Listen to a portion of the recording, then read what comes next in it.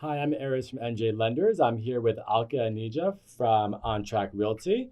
Hi, Alka. Thanks for being here today. Thank you, Iris. Thank you for having me. You're welcome. Well, today we're going to talk about what is the home buying process from a realtor standpoint, right? Right, From a mortgage standpoint, we'll do another video about that. right, But from a standpoint of, I know I get a call from a client who says I want to get pre-approved for a mortgage.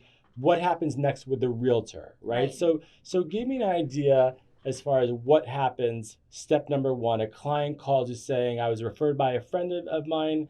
I'm in the market to buy a home today." Well, I think we do a buyer consult with a client. So the first time when they call us, they sit down with us for like 45 minutes. We bring them to the office. We sit down with them. We make them fill out a form that says what are they looking for? What's the commute? If they're looking for 7 towns, what are the expectations? Okay. We have them then limit their search criteria. Okay. And depending on how long they have to buy, right? My lease doesn't end until next July. What happens if you find something now? What are the repercussions you're going to have? Okay. So we're talking to things. It's just getting to know them, and again, building rapport, bringing trust, and seeing where are we going to take them. We're just not drivers and following orders. We're actually going to guide them through the process. Okay, so step one is you meet them in your office for a Yes. buyer's consultation to have Yes. to have them understand what they're looking for and so on and so forth. That's right. Then once Okay. we have that, we set up like a chat group with them, and then we're sending them the homes, and they tell us, okay, we liked X, Y, and Z. And then I send it back to them and say, you know what? X has no basement. Are you okay with that? Because that was on your list. And they'll say, no, scrap that then. Okay. Y is a busy road. Are you okay with that? So I give them all the negatives because my Okay. goal when I'm sending them home is I will give you all the negatives. And if you find positives, we'll still continue to see. Oh, great. That's a great Okay. strategy. Yeah, I so like it. and then that's when they have to come to me and say, you know what, we're okay with all these negatives. Let's go.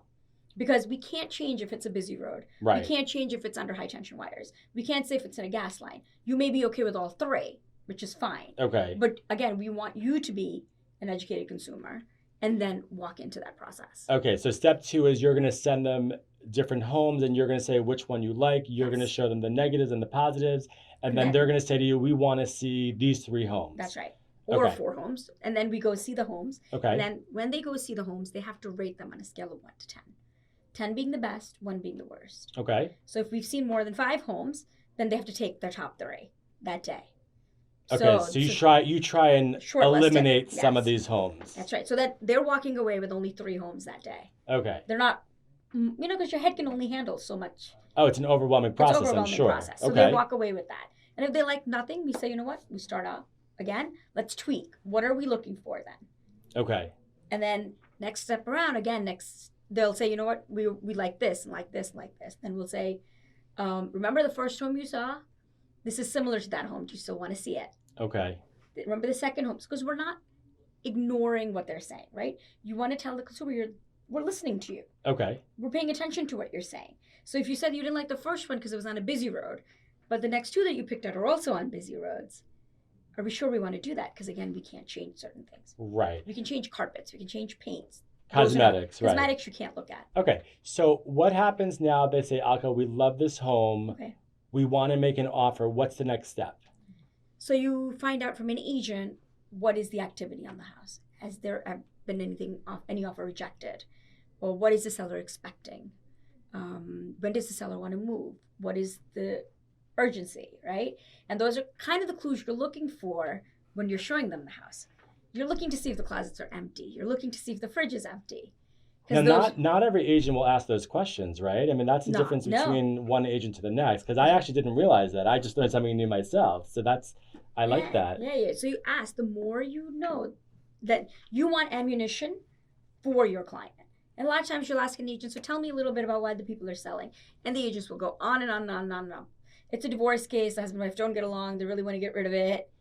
They want this done. And now you have ammunition for your Okay, client. interesting. So at that point, they're also going to go for their pre-approval, right? You're going to have them Well, so apply? they should have already had a pre-approval, unless we've done the numbers. So Okay. when we're sitting with them on, the buyer consult, so we look at what their numbers are. It says how much salary do you have? What are your debts? We ask all those Oh, questions okay. preliminarily. Great. So preliminarily, we know What they're looking got for, it. right? And if the numbers are tight, we say, please get your pre-approval before because your numbers seem tight. Right. Otherwise, they're fine. Right. But Right. you do need a pre-approval to make the offer, right? You need an 100%. official pre-approval Yes. letter Yes. where that's where I come into play, That's where you hopefully. come into play. Right. You And come in. I'll give you the letter. Yes. And now what happens? I give you the letter and then you make your offer how? You email the agent, you call them up. How does this actually So done? first you get the buyer to sign what's called a contract to purchase. Okay. And they sign that. And then you email it to the agent. And then you call the agent saying, this is what I have.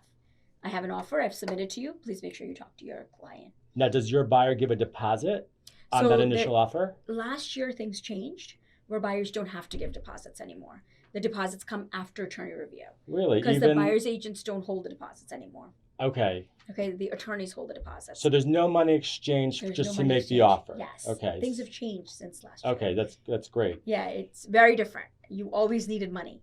Okay. To kind of do that. Now you okay, don't. so that's pretty big for the buyer, where they're not as nervous to maybe make that offer. Yes, exactly. But they do have to sign some documents. They have to get the pre-approval for that. They have to share some financial information with you, right? Okay. So what happens when you make your offer and the selling agent comes to you and says, "We don't like your offer," or I understand something called a counter offer. So right. Talk to me about the counter offer process. So they'll give you a counter, and then when we make an offer, we kind of say, okay, you know what, for this house, this is where we think the home should be at, okay?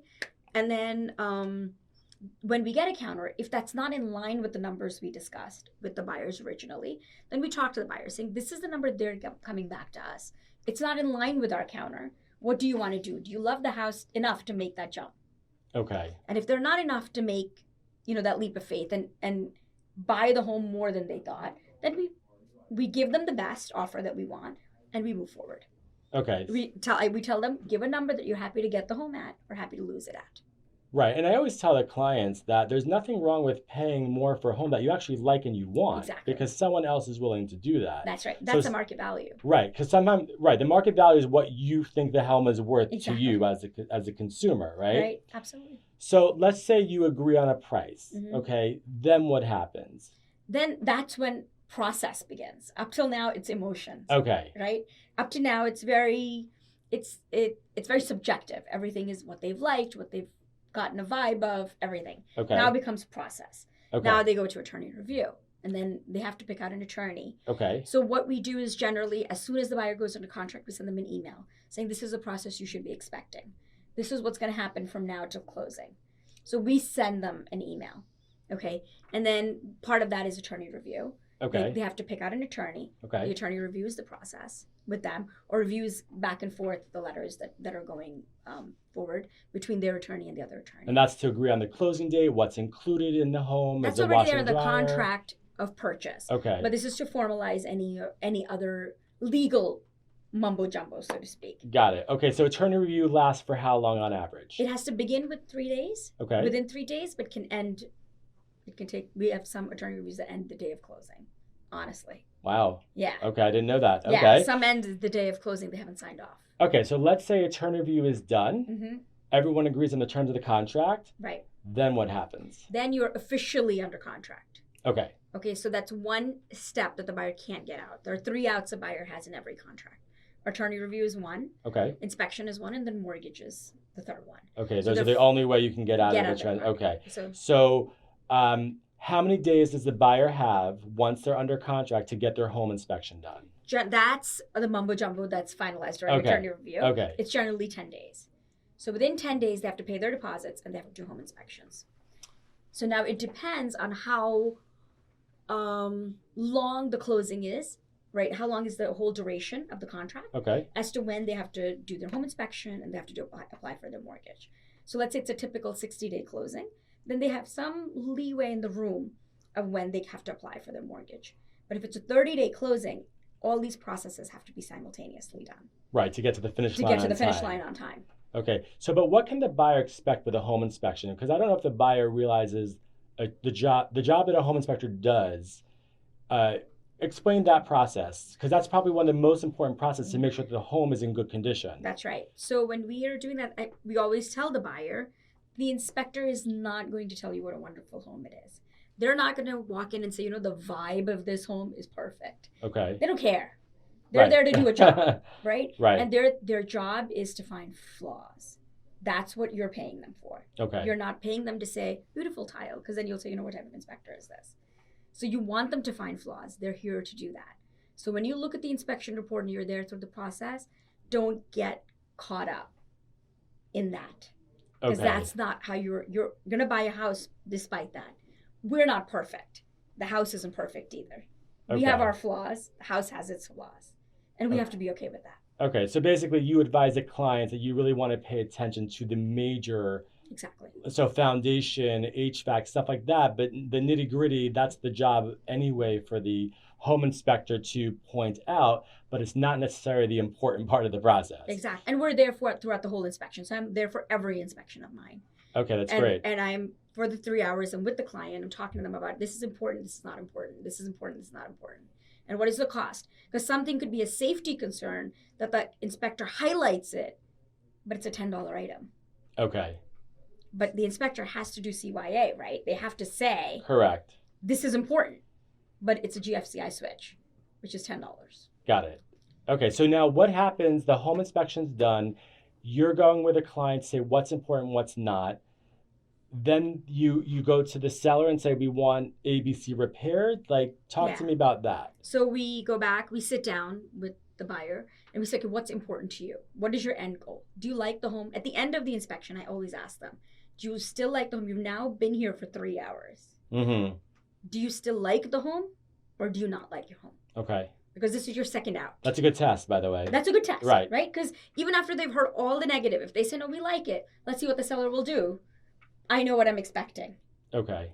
Right? It's all psychology, right? For the buyer also. The buyer also understands that what is it, am I liking this house 3 hours later? Because if they say, crap, I never knew all of this stuff. And I hate this. I wasn't really all that happy. My wife dragged me into this. Or my husband dragged me into this. Right. And I didn't like it. Right. Right? And so as the consumer, they have to be happy for 3 hours after that. Okay. And so we're asking them, once they say yes, then we sit back down on the drawing table. And we say, okay, what are now your most important things? Okay. How often you go back to the seller and they say, look, the house is as is, we're not fixing anything. It happens. Not very often. It depends on markets. So when it's a seller's market, it happens more so. Okay. When it's a buyer's market, it happens less. Okay. It also depends if the home's been on the market for too long, what situation the seller is in. There's too many variables. There's too many variables. Right. Okay. Yes. So that makes sense. So let's assume that your buyer goes to the seller and they say, we want ABC fixed. The seller agrees.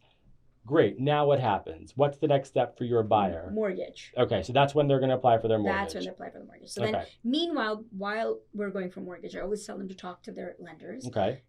We generally give 3 names, and then obviously you're one of them. Yes. Thank you. Give 3 names, and they have to talk to them. I say, get your paperwork ready. Okay. Don't initiate the process, but get your paperwork ready. Okay. Because you want to make sure that they're not after inspection, they're not taking time to get all that paperwork.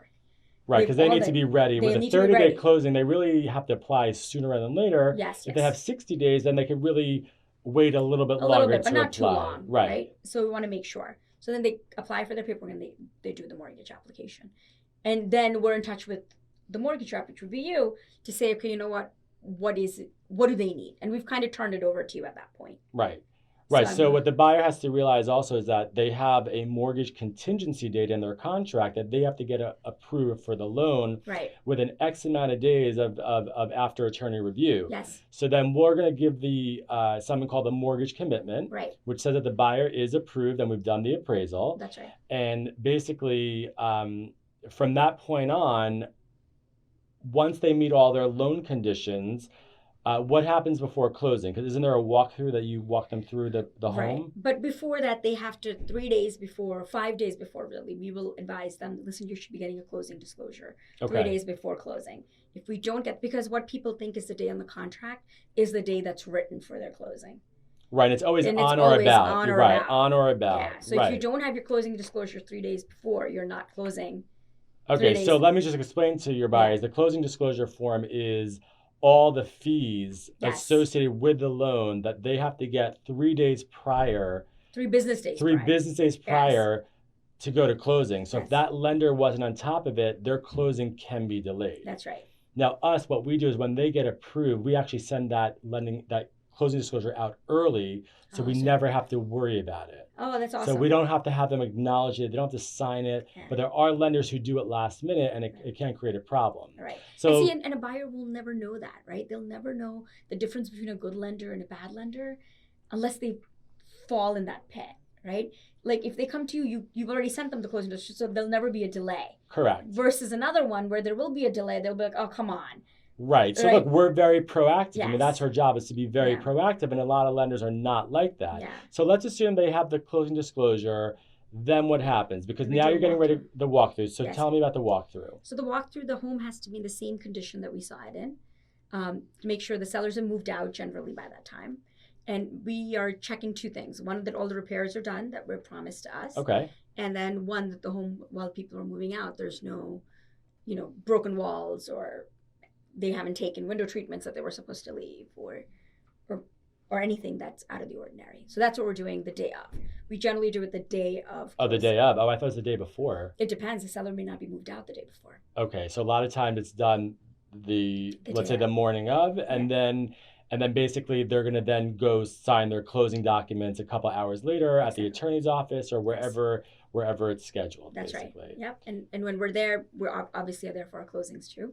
Right. So we're there, and it's like a 2-hour process. We tell them 10 days before closing what they have to bring to closing, Okay. and to make sure utilities are taken care of. Make sure you're bringing your driver's licenses because you need forms of IDs, and just a checklist for them 10 days before. Again, Okay. throughout the process, we're also giving them checklists, just like you're giving them Right. a checklist as to what's going to happen, what to expect. Okay. And then they sign their documents and they get their keys to their new home. Correct? That's right. And then their bank account is empty and they have home ownership. But Wow, that's what congratulations, you're a homeowner. Yes, but they're happy home. Okay, well, look, this is amazing information. I mean, Yes. as you can see, the process for home buying is pretty intense, and obviously working with the right people makes a world of a difference. Yes. And that's great information. Thank you so much. Thank you, Iris. Thank you for having us. So we've given you a lot of information today, and if there's anything that we can clear up for you, or if you have any questions, feel free to give us a call. We're here for you, and we're here to make this process seamless for you. Thank you for trusting us with your biggest purchase.